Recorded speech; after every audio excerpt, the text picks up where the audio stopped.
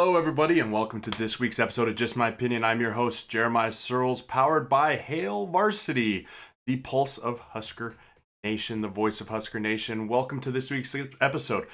No Husker game this week, so there's not a lot to talk about there, but we do have a lot to talk about as far as what this week looked like in the college football playoff. We can preview a little bit of what Wisconsin's going, but my weekend was sitting on the couch and watching good football. I watched the LSU-Bama game. I watched the Penn State-Minnesota game, which as much as it pains my heart, Minnesota's the real deal. I'll be the first to admit I was not the one to think Minnesota was going to be the real deal. Minnesota's never been a team I've been highly fond of. As we've talked about here on the show, PJ Fleck is one of my least favorite people that is a coach, but that's all right. He's doing a fantastic job up there in Minneapolis. He's got that team playing well and inspired, and really it's what the Huskers can hope for coming up here. I also got to watch some good NFL games, the Bills and the Browns game, the Vikes, the Dallas game.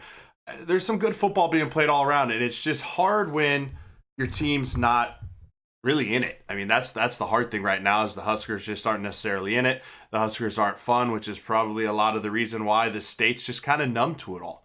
The state's struggling really to have everything going. It's really struggling to get excited about this Husker football team. So we're just going to continue to keep grinding. We got 3 weeks left, and we're going to see what we can happen. I mean, we're really starting. This is the month of November. The month of November is when teams start to separate themselves from good, average, below average, and just bad. And right now, I think the Huskers fall in the category of probably below average to bad.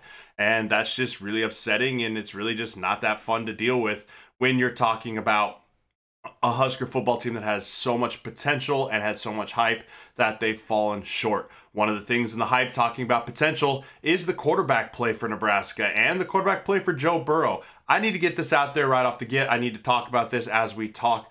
And a lot of hubbub, a lot of hype, and a lot of people talking about the Joe Burrow situation and how did Nebraska let him get away? How did Nebraska not even recruit him? And is it Scott's fault? Is it Bo's fault? Like, whose fault is it?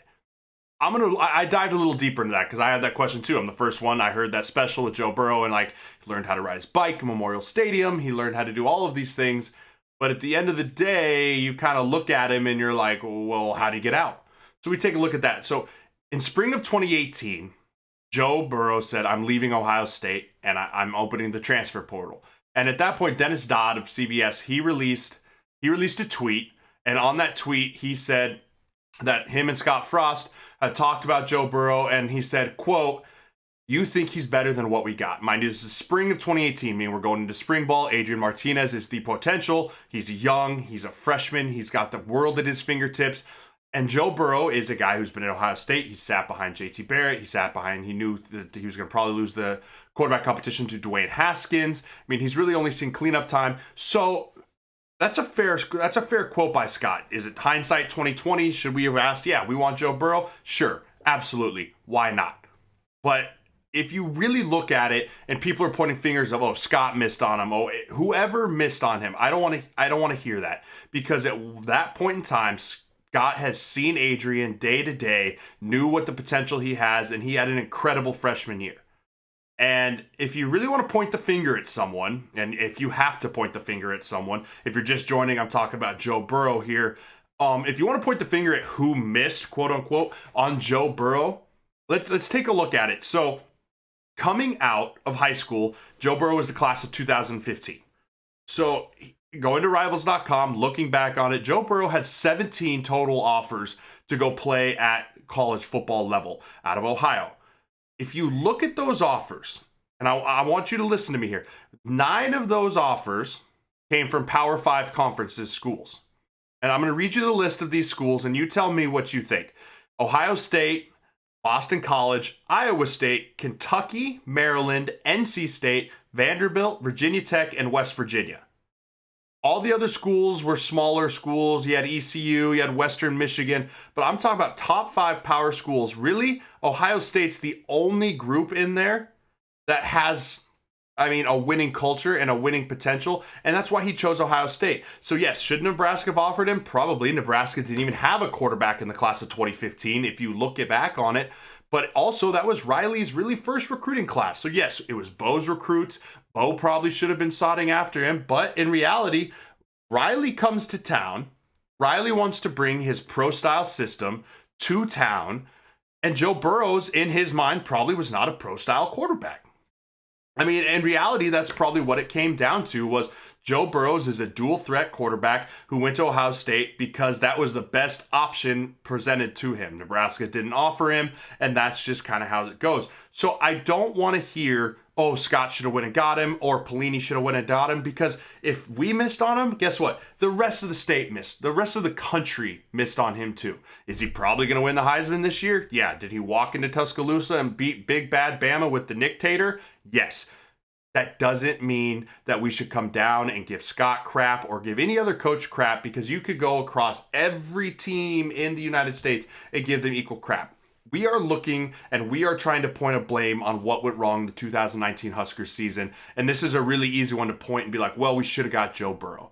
That is just a frustration level. That is just a level of fandom searching for answers where we have more questions than answers right now. We're staring 4-8 in the face for a second straight year, and we want to know what could we have done better. And really, this is all hindsight, guys. Do we wish Joe Burrow was here? Yeah. Was he the best option at the time? Maybe not. Scott probably still and probably does believe Adrian had a better potential than Joe Burrow, but we're all wrong. And guess what? We all thought Adrian was a Heisman candidate this year. So let's not kid ourselves that going into the 2019 season, we thought Adrian was going to have the year that he is having. So I had to get that out of the way, because I've seen multiple articles today. I've had multiple people text me about it. Multiple people ask me like, man, can you believe that Joe Burrow got out of Nebraska? That's Scott. He was transferring, yada, yada. Put it to bed. Joe Burrow's an incredible talent. He's going to win the Heisman this year. He's going to have a great NFL career. But let's not try and say shoulda, woulda, couldas, and let's just be happy for the guy as we move forward. All right, had to get that out of the way. So now I'll give you a bit of a rundown of what we're going to do this show. We're going to go ahead and take a look at the chaos that ensued this last week on the college football playoff implications. I'm going to give you my top 10 going into this week, and kind of discuss why I think that was their top 10. Not a ton change from last week, but a few surprises. And then Jerald Foster, former Husker O-lineman, he joins the show. 1 year removed out of Scott Frost's offense, so we're going to get his take on what's going on this year, what he sees, what he knows. He knows this offense probably better than most. So we'll get some good insight from him as he joins the show here in about 10 minutes. I give my midseason grades over the last 5 games, going from what we had the first 4 games to these next 5 games, and kind of giving a quick rundown of what I think has gone wrong and what positional players look good, look bad. And we continue to take a quick pick at the juggernaut that is quick look into the juggernaut that is Wisconsin, heading into Lincoln on Saturday. And in these last 3 games, can Nebraska make a bowl game? And if so, how do we get this team to 6 wins?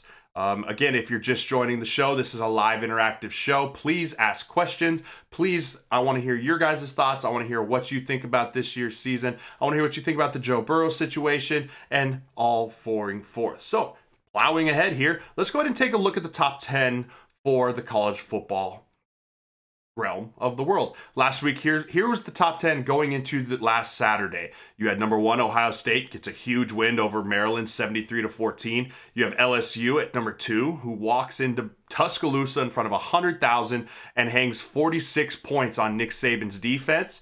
And they win 46-41, probably one of the better college football games I've ever seen. You had number 3, Alabama, who goes in, again, loses to LSU. Here you have number 4, Penn State. They lose to number 17, Minnesota, 26-31. In reality, it wasn't even that close. I think Minnesota dominated that game for pretty much 3.5 quarters.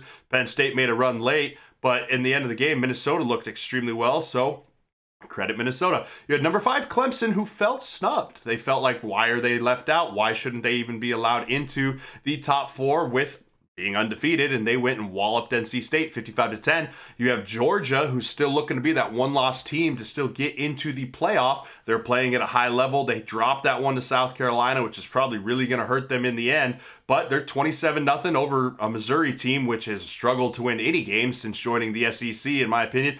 And then you have number 7, Oregon. Again, another one-loss team hoping to find the way to claw into the college football playoff. If you're looking at one-loss teams right now, Oregon has the one loss to Auburn on opening weekend, which is probably the best team to lose to right now, considering Auburn staring 7-2 in the face right now, knowing that they still have to play Alabama at the end of the year. So if you're an Oregon Duck fan, you are the biggest Auburn Tiger fan known to man right now, hoping that they get the chance to go and beat that team and they can try and sneak into that 4th spot as a one-loss team as well. You have Utah, who's sitting at number 8 with 33. They won 33-28 over Washington this year. Again, another one-loss team, trying to hope in there. And then you had number 9, Oklahoma, who wins a nail-biter shootout in 42-41 over Iowa State this week. And you have Florida, who absolutely crushed Vanderbilt 56-0, which is upsetting for me because I have my old strength staff, Coach Dobson's down there in Vanderbilt. Love the guy to death. He's one of my favorites, so I want to see them do success and have success. So that was the landscape. Pretty much everything's going to stay remotely the same, except for you had 2 top 4 teams lose this week. So let's take a bigger picture. Let's zoom out. Let's look at what may be. The college football playoff comes out either rankings come out either tonight or tomorrow. Not entirely sure. I think it's tonight. But anyways, here is my new projected top 10. Again, here's kind of where I ran down. Number 1, LSU. 2, Ohio State. 3, Clemson. 4, Georgia. 5, Bama. 6, Minnesota. 7, Oregon. 8, Utah. 9, Baylor. And 10, Florida. So LSU and Ohio State are by far the most 2 dominant teams in the country right now. I don't think it's even close. LSU's got 3 games left. They got to go to Ole Miss, who's 4-6. They got Arkansas, who just fired their head coach, staring 2-8 in the face. And they got Texas A&M. Texas A&M really presents the only opportunity in the regular season for those guys to get beat.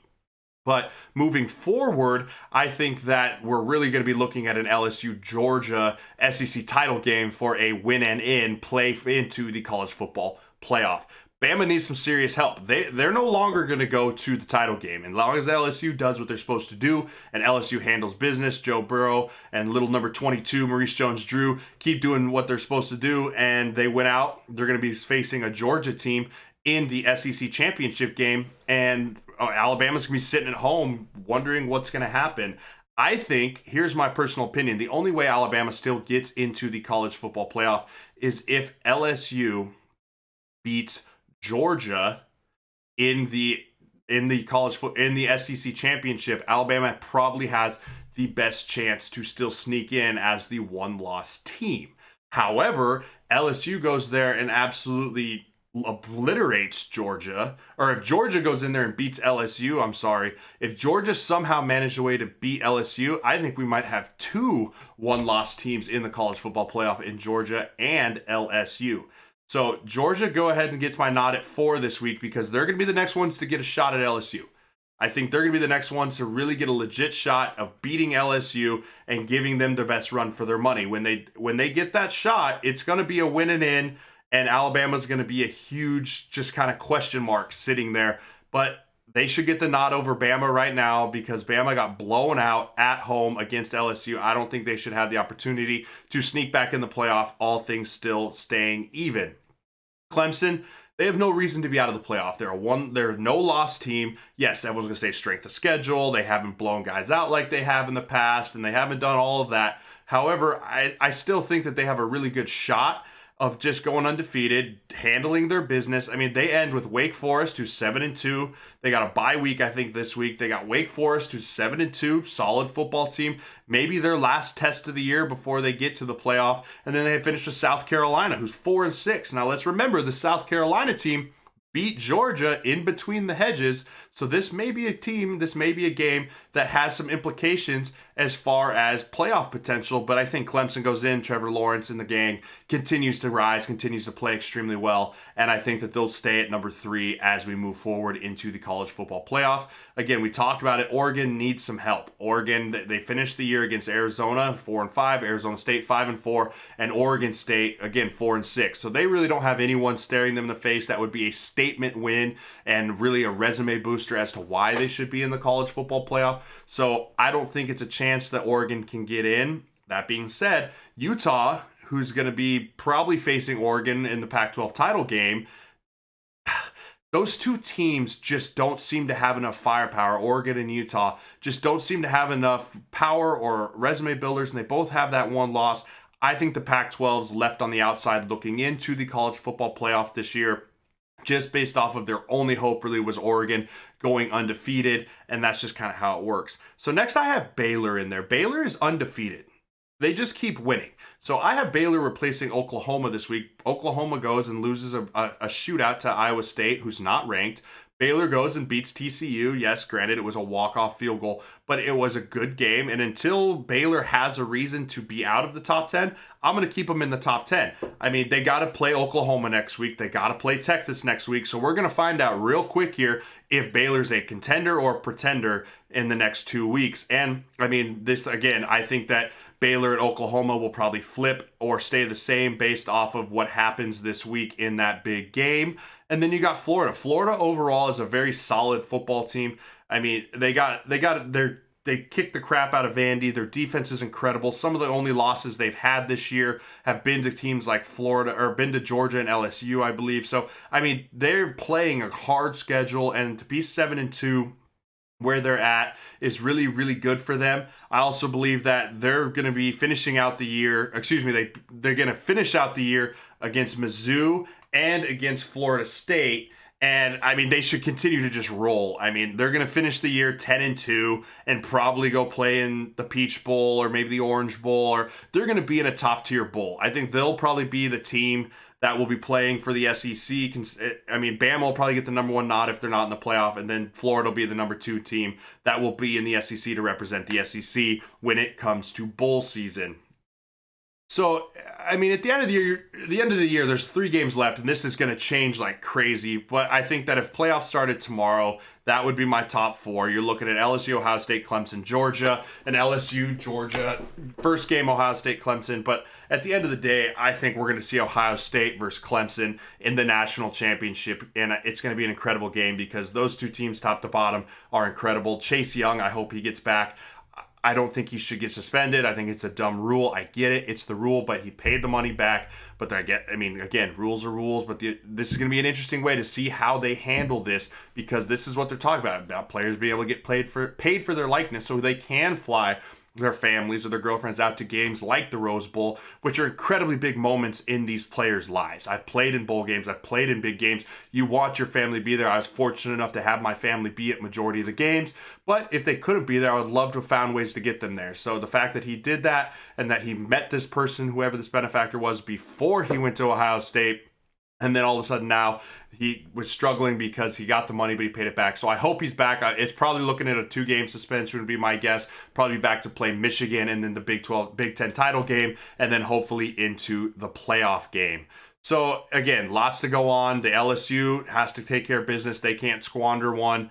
But it's going to be a fun thing to watch. It's going to be a fun thing to see because it's college football. It's chaos. I mean, Minnesota has a chance to be staring Ohio State in the Big Ten championship in the face for a win-and-in game.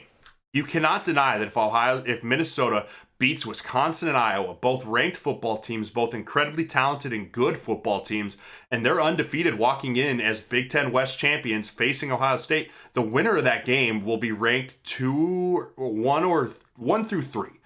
And so, I mean, if you're Minnesota and you want to talk about an opportunity, man, they looked as good as ever against Penn State, which was, I was told, one of the best defenses in the country. So they dismantled them.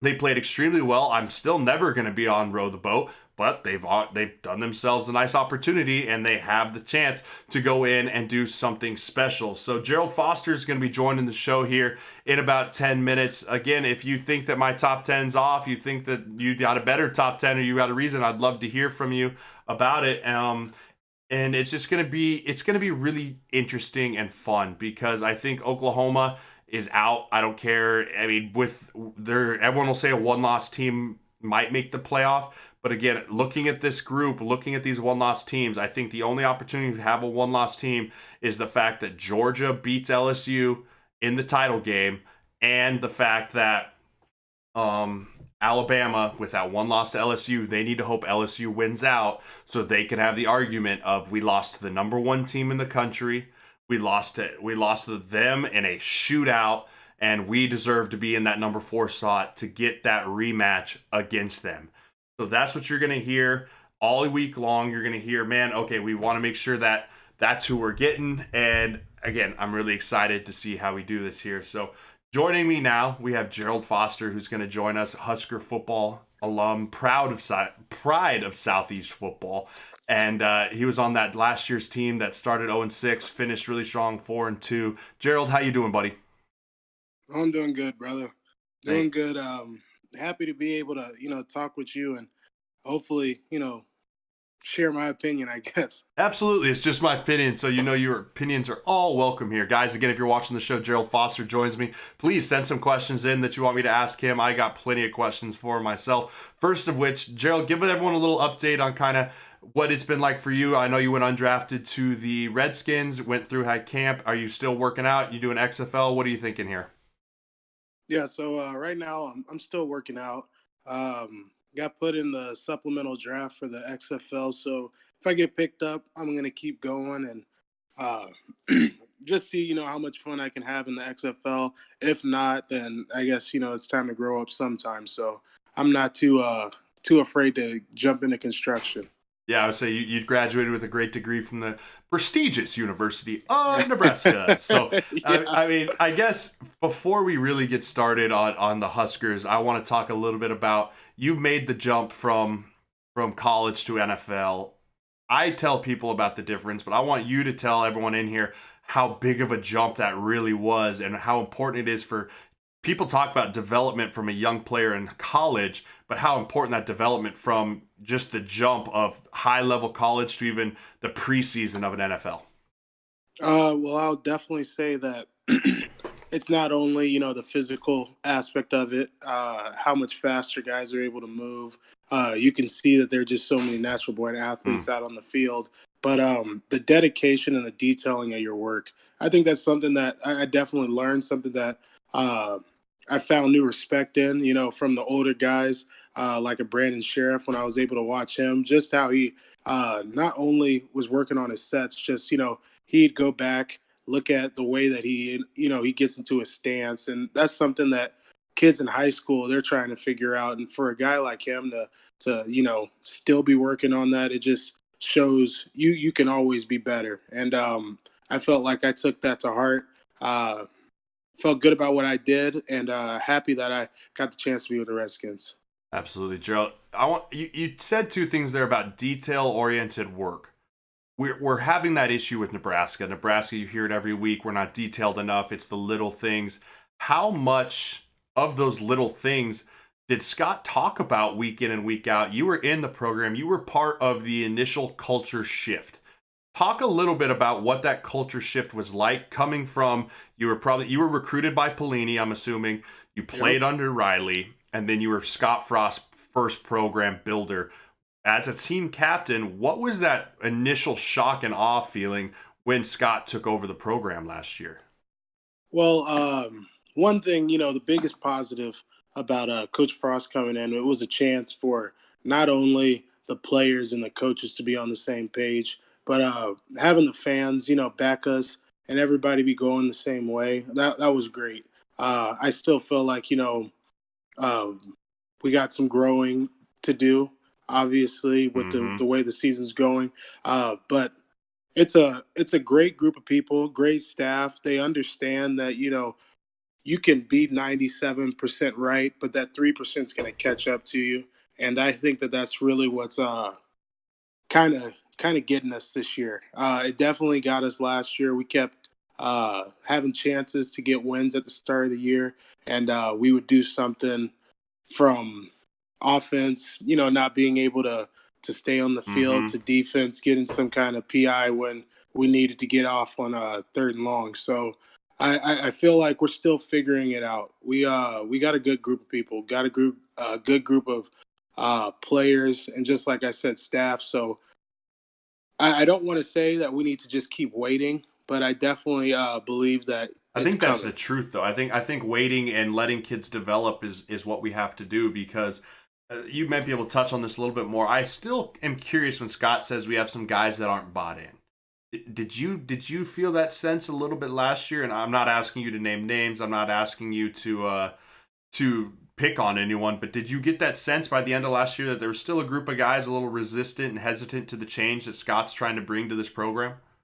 Well, I think you definitely understand this in that uh, habits are made throughout everyday situations. If you do something one way, you're going to build a habit, and that's going to stick with you. Mm-hmm. With the guys that wanted to be leaders last year, guys that were put into leadership roles last year and also this year, some of them still have bad habits, you know, things that they need to fix. And it's hard, it's hard not only on a player but on a coach to ask of a guy of something that, the last 3 years of his career he's been doing a different way. So they're going to break the habits. They're going to build new habits with these young guys coming in. Really happy to see that they're all in it to win it, and they're all still going for the program.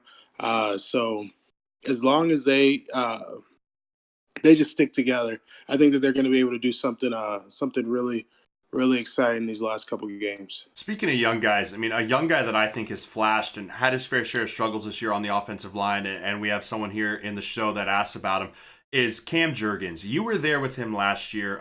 He's a phenomenal talent. He's kind of having issues with the snap. He's starting to get him under. What did you see from Cam Jurgens as a young guy, and even now watching him, as far as what you think his ceiling is? I mean, they're saying earlier that he could be an Outland Trophy guy. He could be a Remington guy. You were around him. You were around the guy. Talk a little bit about what his work ethic is off the field and what he's like Monday through Friday versus just the product that we see on Saturday. Well, so he was a young guy when I was there, Mm-hmm. obviously, but he carried himself really well. He was poised. He understood his role on the team. Unfortunately, for him, he's had a couple injuries uh, that kind of set him back, in his growth. Not only switching positions, to center, but just as a football player, because there's definitely a huge jump um, from college to the NFL, but nothing's as big as the jump from high school to college. So with all the stuff that he's going through, I do think that his ceiling, he still has such a high ceiling. I think that as long as he doesn't let it get to his head and he keeps pushing forward and stays as the person that he is, he's going to do great things. We both know at center that's such a hard role There's a on the lot going field. on. There's so much going on, and uh, for somebody to try to come in as a young guy, redshirt freshman, and you're going to try to, pretty much tell another group of most likely older guys than you exactly what to do, exactly where to be. It's a lot to take on. Mm. So I think that he's going to keep growing throughout these last, we got 3 games, right? Yep. Hopefully So 4. throughout these, well, hopefully, yep, hopefully We'll see. 4. But I think he's going to have a lot of growth. I do feel like uh, probably his redshirt junior, redshirt senior year, he'll take complete control of everything. But right now, I feel like the older linemen need to make it a little easier on him. Yeah, I would agree with you. But who might be someone next year? I'm looking to 2020 again. We got 3 games left this season. Who's the guy next year that maybe isn't in this lineup right now, but you remember as a young guy, maybe he was a freshman last year, a sophomore last year, that might make a push to start on this O-line, or maybe even be a contributor on the D-line next year? You got to practice against those guys on the scout team. Who are some young names that Husker fans should look out for on the lines next year? Well, I can't think right now name wise. I do remember that there were some really impressive freshmen that just came in. I was still able to work out with them during the summer, so just being able to sit down and talk and try to figure them out. It was exciting to see that they're more of a group that wants to do great things. They're not only in it for themselves; they're in it for the whole team. And I'm gonna guess the same for the D linemen that came in. Didn't really get to talk to them too much, but a lot of people are going to have to step up here in these next coming years. Definitely on defense, with all the guys leaving. Mm-hmm. With Davis twins, they're going to be gone, and I think just the older Daniels is going to be gone. So guys are going to have to step up. Hopefully, they take that and they run with it. I really do hope that they do great things on both lines because that's where it gets won. I mean, you'll be the first to admit, as an O lineman, this has been a tough season to watch. I mean, the run game's been almost abysmal. How do you fix it these next three games? I mean, you got a bye week coming off. What are you expecting to see against? I mean, arguably one of the top defensive, not arguably one of the top defenses in Wisconsin this week. You've played these guys. I've played these guys. It's no secret. I have absolutely no love for these guys. What do you want to see out of this offensive line against Wisconsin? And even Maryland and Iowa, just as the last three staples on the 2019 season, what are you looking at as an alum to see from these guys? Well, I want to see them execute. That's my big thing. As long as they're executing the easier plays, the inside zone footwork. Maybe you might get a slant or something, but understanding what if a guy goes across your face, give it to the next man, make your way up to the linebackers, things like that. If I'm able to see that these guys are pushing forward, I think that's what's going to really make me feel better. I can't say that that we're going to kill their D line because No one our has. offensive line, yeah, right. Our offensive line definitely needs to take a step up there, but I don't want to be sitting here and be the person that doesn't believe in them. Right. Yeah. I mean, I agree. I don't not believe in them. I just think I'm trying to be more of a realist. I predicted them to win all the way up to Ohio State. I said we could win every game. After Ohio State, I'm trying to be a little bit more of a realist. Wisconsin's a very good football team, guys. They're walking into Memorial Stadium. I'm more of the opinion now, Jerald, correct me if you think I'm off base here. I support them, but I look at them and I have to almost shift my thinking from, okay, Nebraska should just be able to beat Purdue and Illinois and the Northwestern strictly because we're just better, and then we'd be able to compete against Wisconsin, Iowa, Ohio State, Penn State, to where I think we've almost slipped down to a category where it's like, man, we should be able to compete against Illinois, Indiana, Northwestern, Purdue's, and we almost have to hope for an upset / not get embarrassed when we play the Wisconsin, Penn State, Ohio States. Am I off base there, or do you think I'm kind of right on track with that? Oh, see, that's the thing. It makes me nervous because I have that same kind of feeling creeping into my head. Uh, it's not what you want, definitely. I think that we have a lot of talent. Talking about the offensive line still, I think we have a lot of talent. I just don't know exactly where their heads are right now. It's it's hard to say. I feel like there's a lot of confusion between the five when they're out there. You just don't see that sync. What you really want to see between the tackles, just guys that understand where each other are going to be, and you trust each other. For pass offs in the pass game, and that everybody's going to be trying to be the one that pushes that pile into the first down or into the touchdown. So we'll see exactly what they showcase. This was a good week for the offensive line to get off, getting the bye week so they can figure out exactly what works best for us. And I mean, coming out of the bye week against Indiana, I thought that they came out. I thought that they played really well. I thought they had a good plan. So I'm with you on that. I think that we want to see a wrinkle or two from them. Talk about a guy like Brandon Hymus. You played next to him at left guard. He's had a pretty good year. I mean, I think if I'm him, I'm definitely not leaving early to go to the NFL draft. I'm going to stay my senior year. But give a snapshot into what it was like playing next to him and what you think of a guy like Hymus. Yeah, definitely. Hymus is somebody that I felt like he was going to take that leadership role after I left. Him and Farniak should have been the two that pushed the O-line forward. I thought that he was a great talent. A couple things, obviously he was young when I was playing with him, so getting in the weight room and doing things like that was something that he needed. I don't want to say that, I'm disappointed in our tackles, but I guess I had such high hopes. I would agree with you on that. I would agree. I thought that they were going to be championship level tackles. I just don't think they've lived up to, like this entire team, I don't think that they've lived up to the hype. Yeah, really. And that's like the worst thing to say, and being a guy that feels like he's a realist, you still got your own bias to your guys and to your boys out there. So um, I do feel like they still have a good chance to showcase that not only as an offense but as an O-line core that we're stronger than what we've been showing. So I think it's going to show up here in these next couple games. Speaking of these next couple games, is there a chance Nebraska goes to a bowl game? I'm very skeptical. I don't think even if we're at 5-7 that we get that nod like we did when we went to San Francisco. I think it's setting up to be a good story. To if we beat Maryland, Senior Day, Iowa at home. Do you think that a bowl game is realistic this year, or do you think that 5-7 and that 5-7 saying that we beat Maryland, who is not good? I mean, they might be the worst in the Big Ten. So I'm writing that we win that game, but is a bowl game possible for these guys?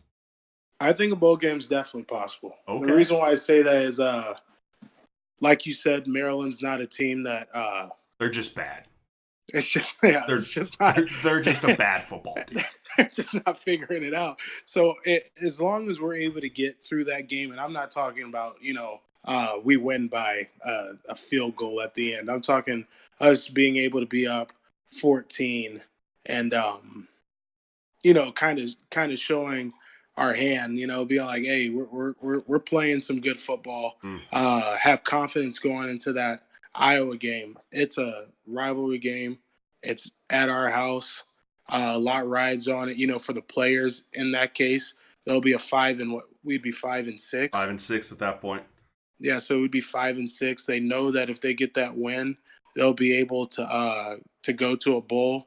There's just so much on that game for those players, and I hope that they take the pressure of it and not treat it the way I felt like they treated the pressure of game day. And they use that just to push them forward.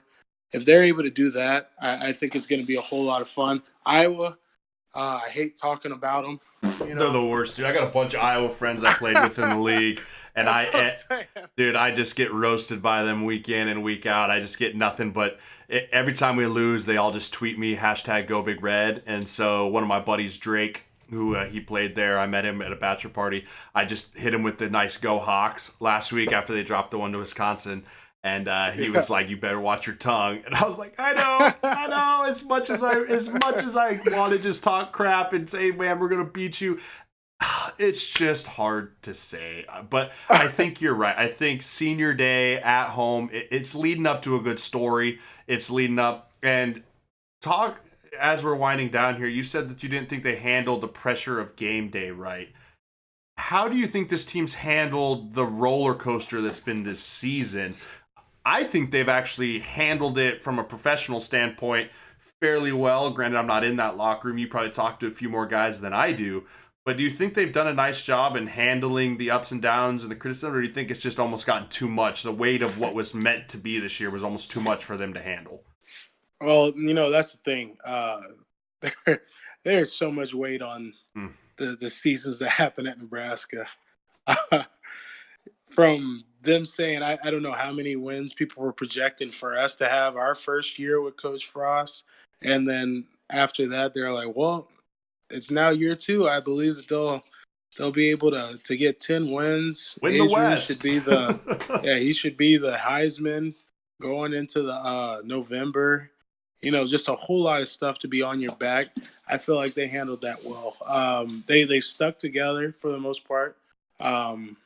I've heard a couple, problems, but everybody has problems. Yep. But stuck together for the most part, and I think that as long as they just they don't push away from the path that Coach Frost is trying to lead them down, that they're going to have a lot of success in these last couple games. And again, we talked about it at the start. It's going to take some time just for the whole program's sake. For us to be able to be playing teams like Wisconsin, Ohio State, and it not be can we compete with these guys? It's going to be, all right, what are our best matchups? Who can we go after? And, it'll be a different kind of conversation between people around the state. Awesome. Jerald, last question for you. If you can put into one thought, the biggest difference between this year's offense and last year's offense that you were a part of, what do you think is the biggest difference, and or maybe what is the missing piece as before we let you go here? Well, I don't know too much for missing piece. We had a whole lot of pieces that were all over the place last year. Yeah. Uh, but I would say one thing that we did have was we had a lot of leaders as seniors going into that year. And people like Adrian didn't have to be leaders. He just had to be a baller out there. And I think it's two different kinds of games that you play. You know, when you're a young guy, nobody's looking for you to do anything but just be yourself out there, to being the leader role, where now you have to be picking people up when they're down, doing just that much more. I think it's its own little stress to it. When he was able to have, Stan, have me be the ones that took on that role, it allowed him just to be able to be himself a little bit more. And maybe it was the older guys' fault not being able to let the young guys have that those chances. But I feel like that's the only thing that's kind of a struggle for us right now. It's just taking on those roles. It really is kind of killing them. Yeah. Well, you know what? I think you hit it dead on the head. I think that those are some issues that we won't really see fixed until probably 2020.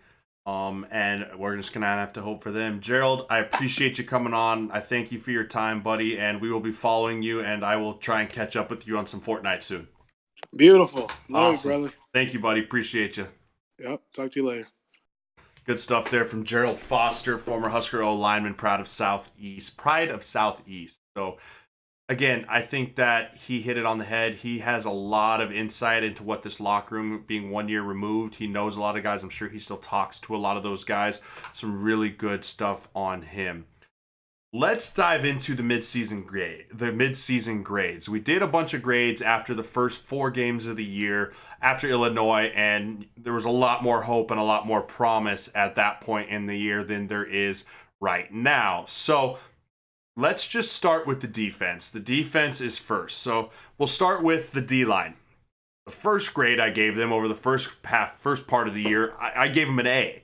I mean, for the first part of the year, they had a group that was only allowing 3 yards per carry on the run, and they had over 12 sacks. So looking at that, you're like, okay, that is setting up to be a backbone piece of our team. The defensive line, you got the Davis twins, you got Darian Daniels up there plugging up the middle. You can plug in Ben Stilley. You got the young Daniels that can come in and play, and you just thought they were just going to really kind of hone in there. Well, not so much. So I give them an A now. I think they're at a C now, and the reason I think they're at a C is they're now, through the last 5 games, they have allowed over 1,000 yards rushing in just 5 games, 2 of which those games have been 300 plus yards rushing, Ohio State and Minnesota. And if you want to win games in November and you want to compete for championships, you cannot allow teams to run the football on you. The other piece, we talk about it ad nauseum almost every single week, we have no pass rush. Through the first 4 games, they had 12 sacks. Through the last 5 games, we have 9 sacks. And a lot of those sacks have come from blitzes. We can't just rush 4 and expect continuing pass rush on an opposing quarterback. They have all day to pass back there. And I mean, against Illinois, Indiana and Purdue they both had over 400 yards passing, I believe, as I look back onto it. And so you just look at it and you're just like, man, what happened to this group? I don't think it was the fact that maybe we were overestimating this group at the beginning of the year. I just think that teams kind of figured out what we did, and all that stunting and stuff we did, teams figured it out, and which is why we struggled. So D-line goes from an A to a C. This is the group that really, for me, is the most disappointing. The linebackers. The linebackers had an A grade going into this portion of the season. They were our heartbeat. They were all over the field. You had guys like JoJo Doman and Mo Berry, Colin Miller, Will Honus making play after play, just getting after teams. And then this has almost become the biggest liability on our defense.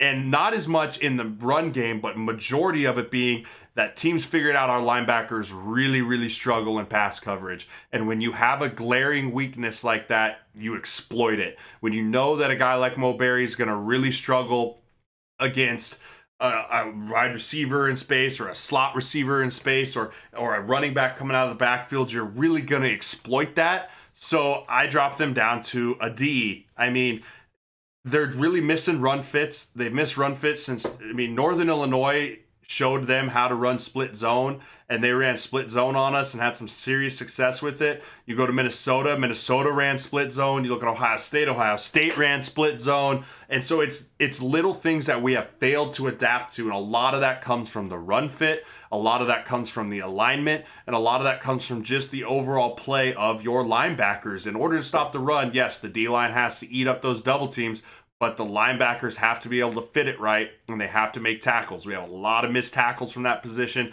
A lot of times you got a guy standing in the hole that you just makes you miss, and he's up to the safety. So the linebackers drop down to a D. DBs, they were a B plus prior. They were having some solid times. CU, we thought maybe just be a little blip in the radar when they allowed almost 287 yards passing. And you're like, okay, they'll settle back in because they had 4 interceptions up to that point. They had playing well. Lamar Jackson, Cam Taylor-Britt. You had Eric Lee who had a couple picks early on. You had Boodles playing both solid. They were all solid groups. Now you look at this group and you're like, man, what happened? I mean, up until really Purdue and Indiana, they had over 600 yards in combined passing on us. And you just kind of like, wow, like that, what went wrong? And I think it's twofold. A, the coverage. We've had some serious busts in coverage. We've gotten beat on our fade ball defense is horrible. We really don't do a great job defending the fade. We get a lot of PIs called on it. And then the other piece is they're having to cover for a long time. I don't care if you're freaking Patrick Peterson or the Honey Badger back there. It's really going to hurt. And then the biggest piece that I think really is hurting this DB group is the fact that we haven't been able to stay healthy at safety. I mean, we lose Cam Taylor-Britt every now and then. You got Eric Lee. I mean, Sullivan's a great player. He's a very decent player. I wouldn't say he's a great player. He's kind of hit his ceiling for what you can expect out of him. And when a guy does that, that's all you can ask of him. I think he goes out there, he busts his ass, he plays hard, and he does his assignment. He just athletically is a little outmatched when you're playing against top-tier talent, which you do week in and week out in the Big Ten. So DBs, C-. Let's move over to the offense. It doesn't get much prettier. Hang in here with me, guys. We're really struggling this year, and it's tough to grade these out when you start looking at stats. You start looking at what this offense has not done. It's a lot easier to see what they have not done versus what they have done. So the O-line was a C+, and I now graded them out as a C. They haven't really improved. I don't think they've gotten worse. I don't think they've gotten better. I mean, I think they might have just dropped a tad based off the fact of really our run game. So they were a potential group, and we all knew it. Cam Jurgens was potential. Hickson was potential. You thought you had stability in the tackles. Jerald Foster and I talked about it last segment. We expected those guys to be dominant, and they've been very average. I mean, Hymas has the ability to play in the NFL. So does Farniak, but they've got to play better. They know it. I think they'll be the first to tell you they got to play better, so I'm not saying anything I wouldn't say to them. And the other piece is just how poor our running game has been.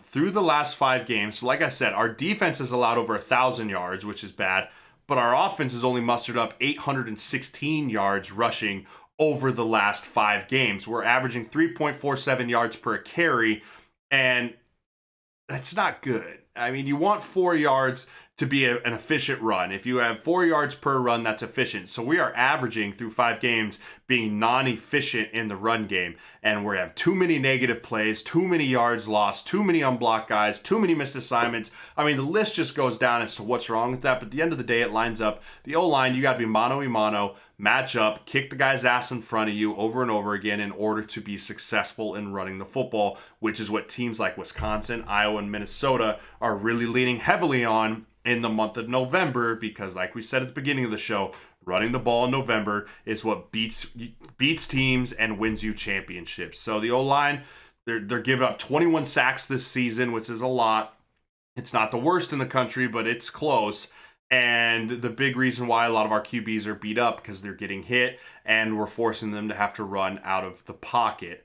So let's move to the tight ends, because the tight ends are a little bit of an extension of the O-line. I have no idea how to grade the tight ends because we don't use them.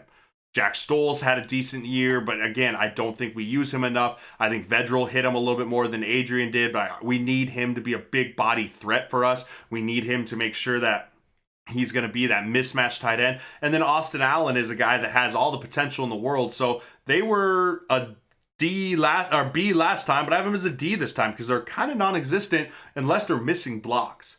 If they're missing blocks, then you know who the tight ends are. You know what they're doing. You know what they're not doing. But if you're looking at it strictly from pass-catching tight ends, they're just not there. And I don't know if that's a product of the system. I don't know if that's a product of 3 different quarterbacks playing in the last 5 weeks, or that's just a lack of production from them. But again, so I have them rated as a D going through the rest of this year. Now you move to the running backs. They're graded out as a B through the first weeks. They miss Mo Washington as much as he was and will still be the best running back that was on this roster. Wan'Dale Robinson is a great talent, but he is not a true running back. No Mo has been the outstanding big problem for this team. Mills was supposed to be the big power back. I wanted him to be maybe a 500, 600, 700, 800 yard rusher this year. Well, through the season, he only has 398 yards and he's got 44 yards per game. We need more out of him, though, even though I don't know if it's because his lack of blocking, which his blocking has been really, really bad. He hasn't been good in the pass protection, which to be an every down running back, you got to be good in pass protection.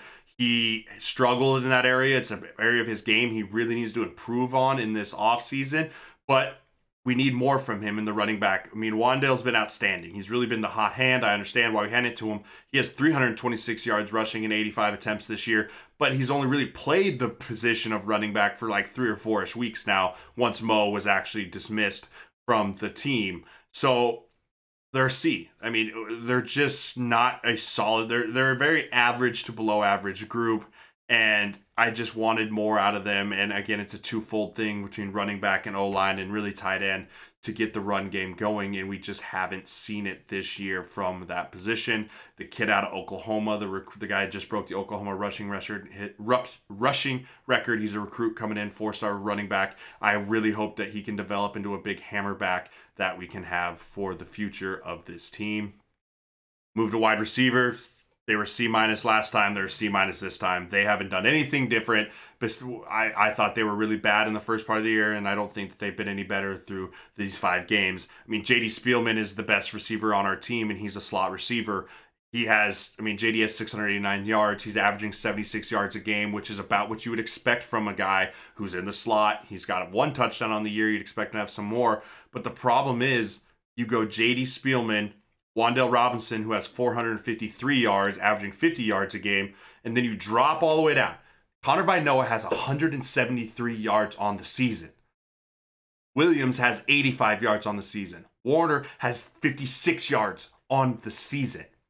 Guys, people have those numbers in 1 game. And we're talking about 9 games here. 9 games to have 170 yards, 85 yards. We just have no help at wide receiver. We can say Adrian needs to play better all we want until he has a guy on the outside that can win against one-on-one coverage, because right now, without one-on-one coverage, there's 8 guys in the box because we're not afraid to throw the foot. The defenses aren't afraid of us throwing the football. They just aren't. So until we get that, we're going to struggle on offense. And this wide receiver group, everyone besides JD, if it was just a JD and Wan'Dale grade, this is an A.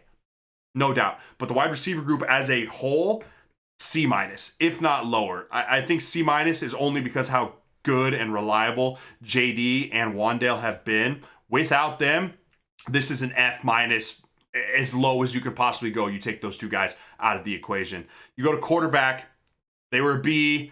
I gave him a C because we got to see all 3 of them. We got to see Noah, we got to see Vedral, and we got to see McCaffrey, and we've seen Adrian. Vedral, out of the 3, probably over these last few weeks, he was the best. If you want to look at it statistically, Vedral was the best. Vedral played really, really well against Minnesota. I thought he handled himself well. I thought he went against Indiana, and he played well until he got injured. And then Adrian comes in, and last week, he struggles.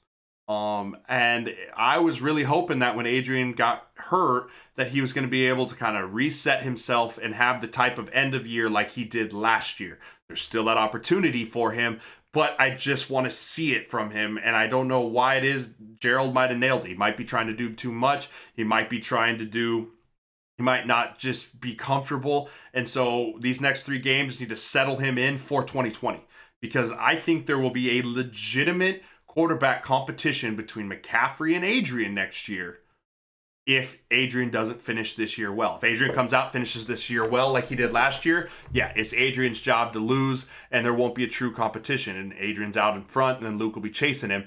But I think that if Adrian struggles these next 3 games, there will be a legitimate quarterback competition in spring of 2020. So overall, I give them a C. So overall, offense and defense, they both get D's overall. As a group, you get a D, because offense, we haven't been able to score, and defense, we haven't been able to stop anyone.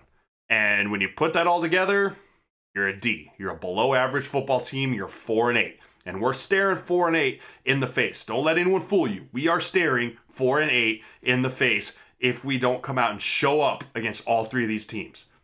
We need to show up to beat Maryland. As much as that pains me to say, we have to show up, because we are not just talented enough to go beat Maryland as bad as they are. So, overall, DD, offense, defense, special teams, F. Not even going to talk about it. They've been horrific. We're just going to move straight on from the special teams. Let's take a quick look at Wisconsin as we wind down the show here. Wisconsin comes in here losing 1 game to Ohio State. 2 games, they lost to Illinois, which head scratcher there. Great game against Iowa last week, back and forth of 2 on-the-ground juggernauts. But you look at this team, and offensively, we know what they're going to do. Everyone in the country knows what Wisconsin's going to do. They're going to run the ball right up your ass over and over and over again and say, you know what, you don't like it? Stop it. They got the best back in the country. Jonathan Taylor comes in here with 1,259 yards rushing with 3 games left. This dude probably will eclipse 1,500 to 1,600 yards rushing this season, would be my guess. And then you got their passing attack. Jack Cohn is a game manager to the extreme. He takes care of the football, and he makes the plays when he has to. He's got over 1,600 yards passing on the year, and he's only thrown 3 interceptions, but he has 12 touchdowns. The big thing that is Wisconsin's offense is the fact that they are 86% in the red zone. They have 25 touchdowns and 6 field goals in 37 trips to the red zone. So they're doing very well in the red zone. So this is an offense that sustains drives. This is an offense that doesn't get off the field. They do a great job on 1st and 2nd down, and they get themselves in 3rd and manageable situations that then allows them to go and convert and continue to just roll right ahead. This defense is probably better than their offense. This defense is one that allowed only 10 points a game going into Ohio State. They allowed under 10 points a game on average on defense. They have only allowed, get this, they've only allowed 760 total rushing yards for the 2019 season. 300 of those came in the last 3 weeks. So, I mean, if you really want to say, they played Ohio State, Illinois, and Iowa. If you erase those 3 games, they're averaging, they allowed 400 yards in like 7 games this year. So, I mean, our offense has its work cut out for us. We'll be lucky to score 10 points. In all honesty, I think we'll be lucky to score 10 points against this team. They have 33 sacks on the year, so getting to the quarterback has been no issue for them. They are forcing a 21% conversion rate on 3rd down, which is one of the best in the country. It's top 5 in the country. And they're 68% in red zone defense. They have only allowed 9 touchdowns and 2 field goals all year long. This is probably the best Wisconsin football team that Nebraska has seen in a long time. They got a back who's going to run all over us if we don't take care of business. Guys, this is a game this week that I don't think is very winnable. It's one that I hope we can compete and not get embarrassed in like we did against Ohio State, but it can very easily snowball, and it can very easily run off the rails very, very quickly. Guys, next week, we'll probably have a lot more to break down. Divine Ozigbo is going to be my guest next week. Love Divine. Great talent. He's, again, 1 year removed from this system. He was the featured back last year in Scott Frost's offense. I'll get his thoughts on the running back. And then, guys, if you could follow the channel here, follow me on Twitter, follow me on Instagram, subscribe to the YouTube page, which has popped up here in the chat a few times here. I appreciate all of you guys hanging out with me this week. We will be back next week as we take the look at Wisconsin. And remember, as always, guys, it's just my opinion.